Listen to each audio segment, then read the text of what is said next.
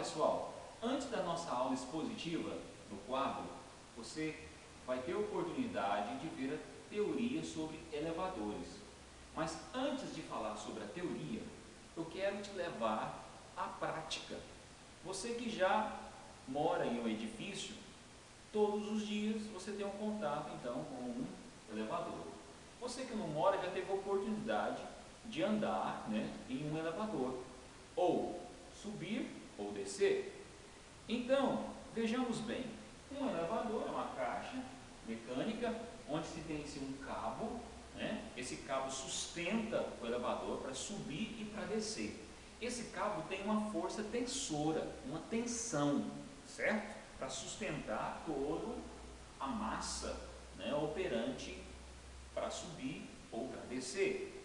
Outra coisa que nós vamos calcular no elevador, além da tensão, alguns vestibulares pedem o peso aparente.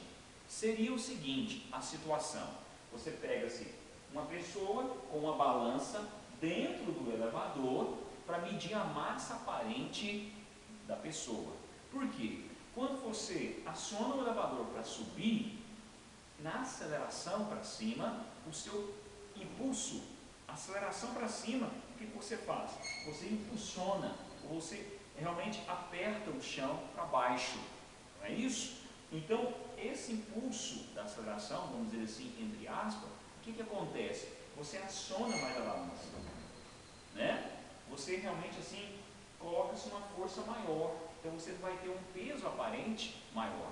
Quando o elevador ele para, você tem uma sensação de frio na barriga, aquele frio na barriga perca de contato. Essa perca de contato, você vai ter uma massa aparente menor. Consequentemente, também a tensão do cabo vai ser menor. Vem para cá então, vamos subir até o sexto andar. Acionei aqui o sexto andar. Nós vamos subir acelerado. Quando estou subindo acelerado, tensão maior, ou então peso aparente maior. Agora, no terceiro, quarto, quinto, o próximo do sexto, ele vai começar a frear, retardar, peso aparente menor e tensão também menor. Nós vamos calcular daqui a pouco e ensinar para você como fazer esses cálculos. Fica então essa aula e vamos para a aula expositiva.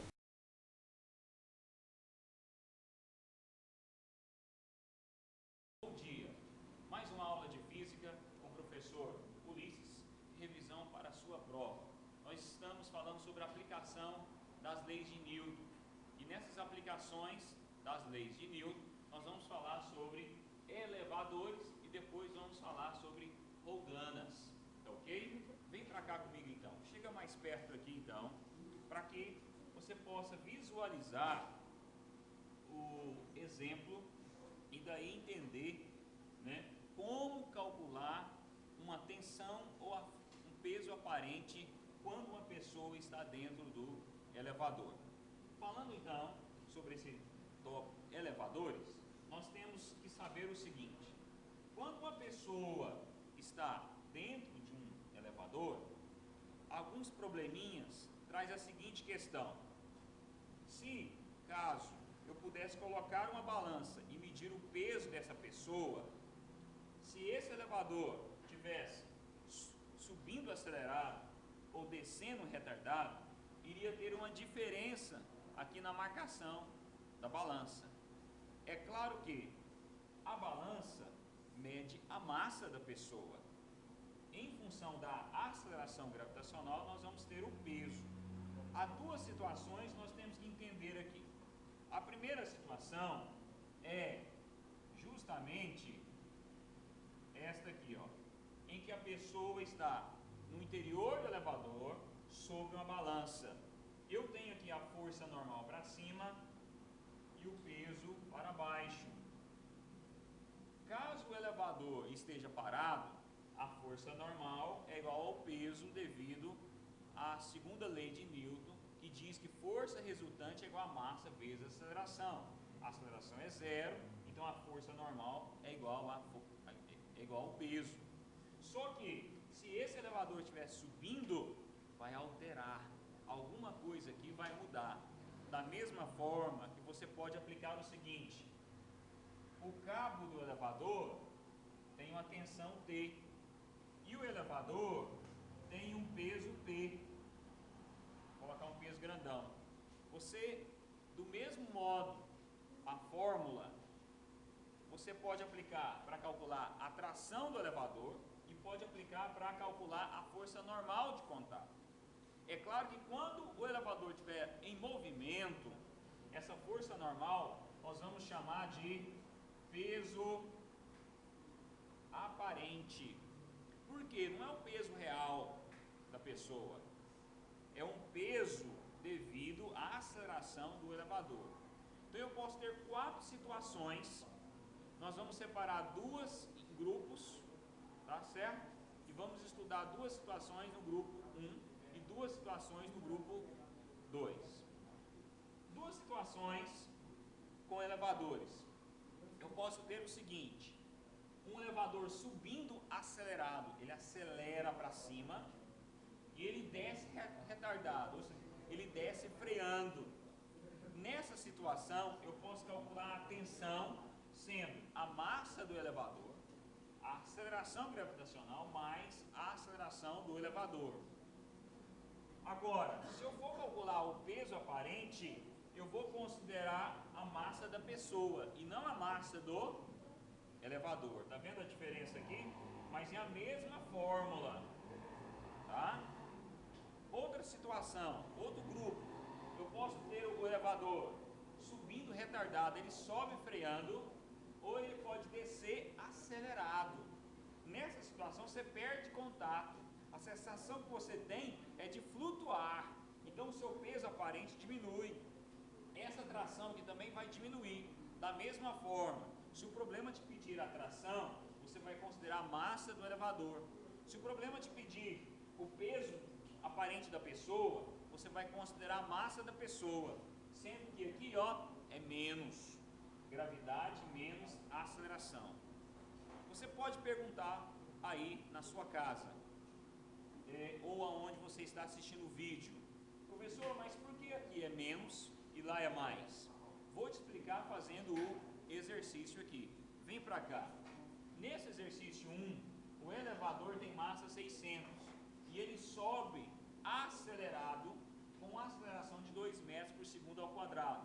Nós sempre vamos considerar a gravidade igual a 10 metros por segundo ao quadrado.